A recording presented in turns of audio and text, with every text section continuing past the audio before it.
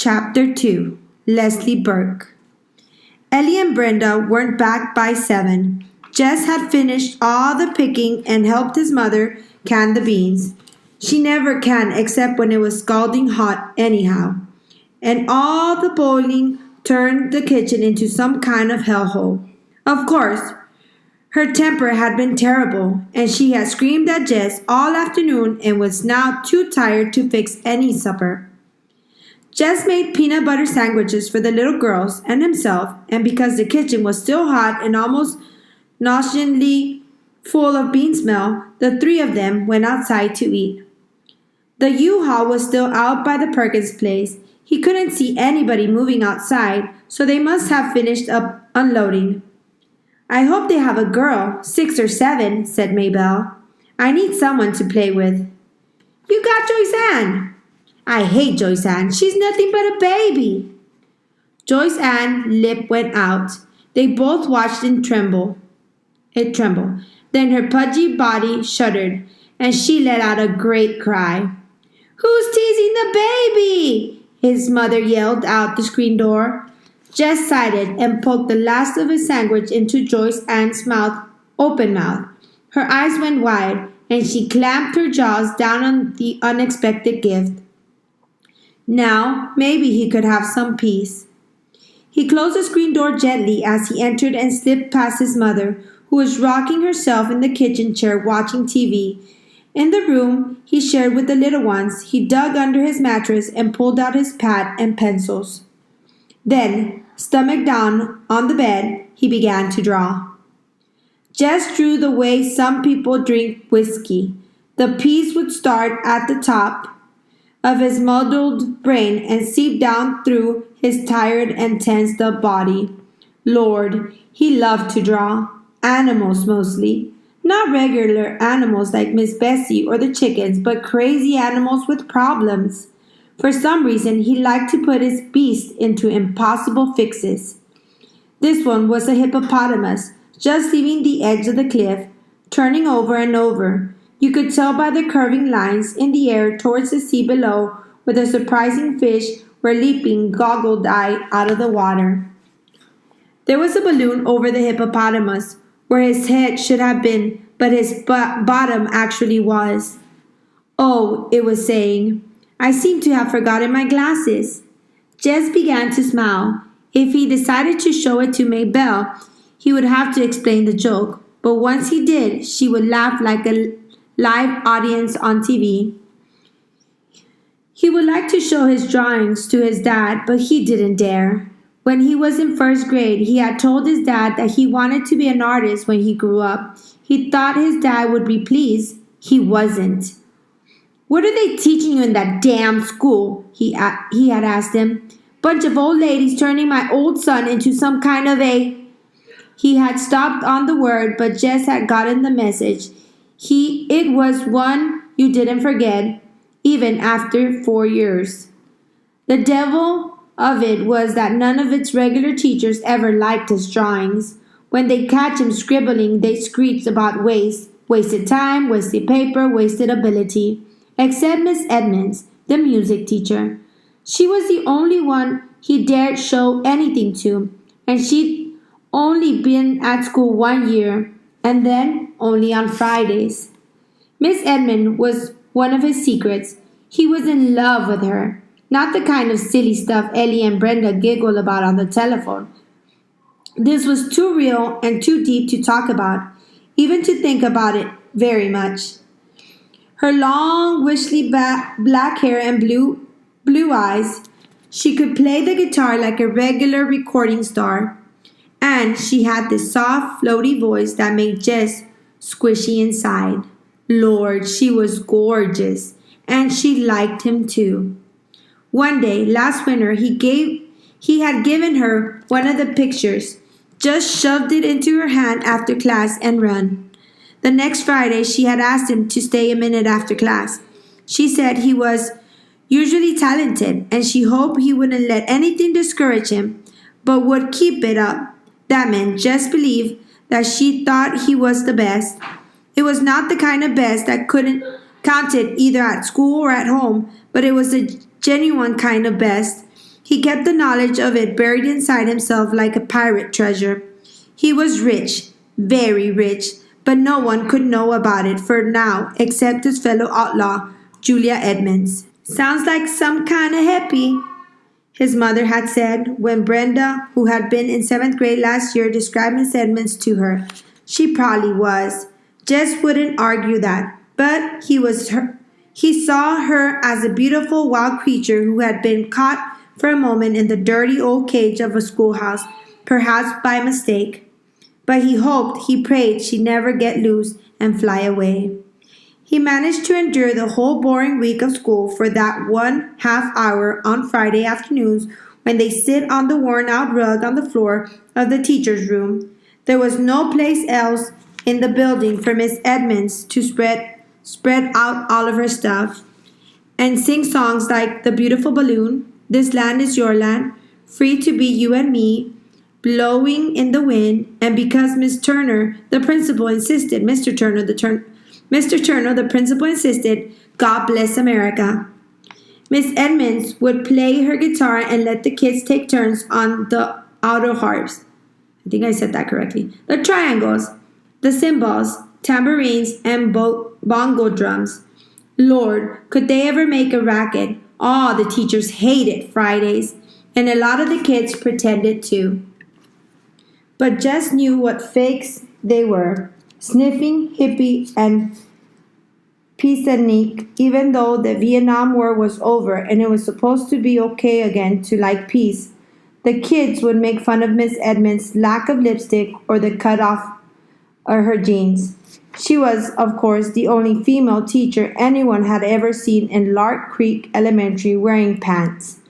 In Washington and its fancy suburbs, even in Millsburg, that was okay, but Lark Creek was the backwash of fashion. It took them a long time to accept what everyone could see by their TVs was okay anywhere else. So the students of Lark Creek Elementary sat at their desk all Friday, their hearts thumping with anticipation as they listened to the joyful pandemonium pouring out from the teacher's room, spent their allotted half hours with Miss Edmonds under the spell of her wild beauty and in the snare of her enthusiasm, and then went out and pretended that they couldn't be suckered by some hippie in tight jeans, with makeup all over her eyes but none on her mouth.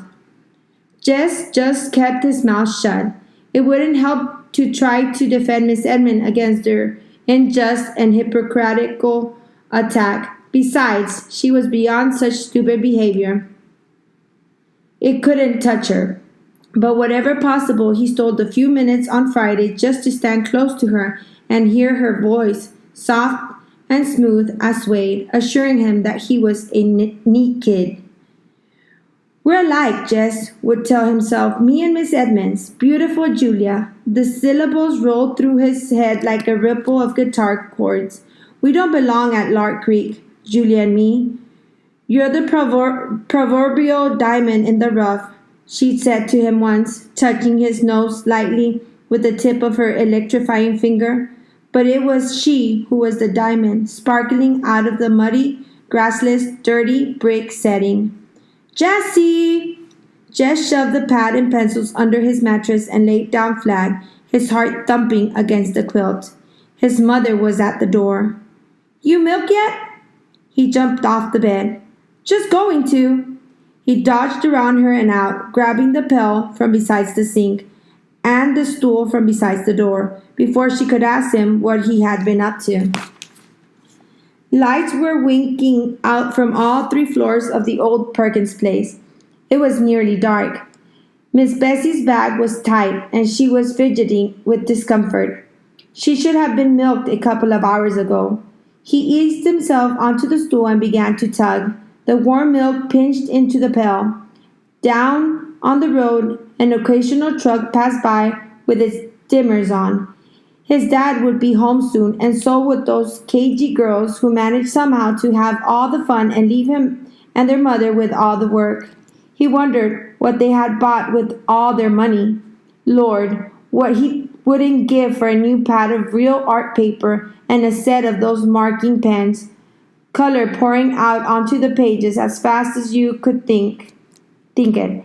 Not like the stubby school crayons you had to press down on till somebody bitched about your breaking them.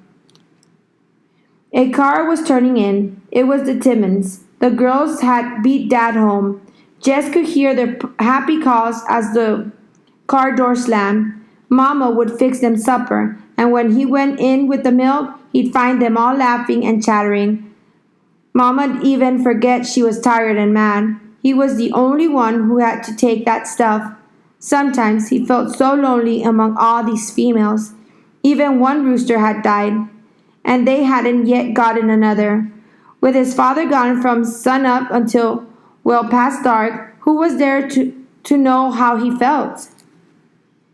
Weekends weren't any better. His dad was so tired from wear and tear of the week and trying to catch up around the place that when he wasn't actually working, he was sleeping in front of the TV. Hey, Jessie, Maybelle, the dumb kid wouldn't even let you think privately. What do you want now?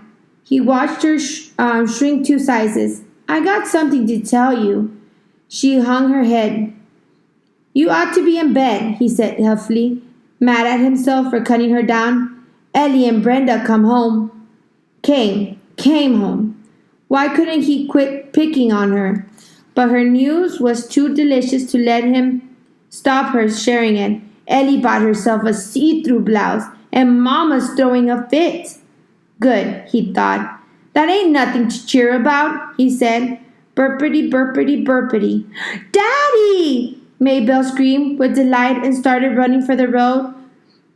Jess watched his dad stop the truck, lean over to unlatch the door so Maybelle could climb in. He turned away. Darn lucky kid. She could run after him and grab him and kiss him. It made Jess ache inside to watch his dad grab the little ones to his shoulder or lean down and hug them. It seemed to him that he had been thought too big for that since the day he was born. When the pail was full, he gave Miss Bessie a pat to move away. Putting the stool under his left arm, he carried the heavy pail carefully so none of the milk would slop out. Mighty late with the milking, aren't you, son? It was the only thing his father said directly to him all evening. The next morning, he almost didn't get up at the sound of the pickup. He could feel, even before he came fully awake, how tired he still was. But Maybelle was grinning at him, propped up on one elbow. Ain't you gonna run? She asked. No, he said, shoving the sheets away. I'm gonna fly. Because he was more tired than usual, he had to push himself harder. He pretended that Wayne Pettis was there, just ahead of him, and he had to keep up. His feet pounded that uneven ground, and he thrashed his arms harder and harder. He'd catch him. Watch out, Wayne Pettis, he said between his teeth. I'll get you. You can't beat me. If you're so afraid of the cow, the voice said, why don't you just climb the fence? He paused in midair like a stop-action TV shot and turned, almost losing his balance, to face the questioner, who was sitting on the fence nearest the old Perkins place, dangling bare brown legs. The person had jaggedy brown hair cut close to its face and wore one of these blue undershirt-like tops with faded jeans cut off above the knee. He couldn't honestly tell whether it was a girl or a boy. Hi, he or she said. Hi, he or she said, jerking his head or her head towards the Perkins place. We just moved in. Jess stood where he was, staring. The person slid off the fence and came towards him. I thought we might as well be friends, it said. There's no one else close by. Girl, he decided. Definitely a girl. But he couldn't have said why he was suddenly sure. She was about his height, not quite tough. He was pleased to realize as she came nearer. My name is Leslie Burke. She even had one of those dumb names that could go either way, but he was sure now that he was right. What's the matter? Huh? Is something the matter? Yeah, no. He pointed his thumb in the direction of his own house and then wiped his hair off his forehead. Just errands. Too bad Maybelle's girls came in the wrong size. Well, well, he nodded at her. See you. He turned towards the house. No use trying to run anymore this morning. Might as well milk Miss Bessie and get that out of the way. Hey! Leslie was standing in the middle of the cow field, her head tilted and her hands on her hips. Where are you going? I got work to do, he called back over his shoulders. When he came out later with the pail and stool, she was gone.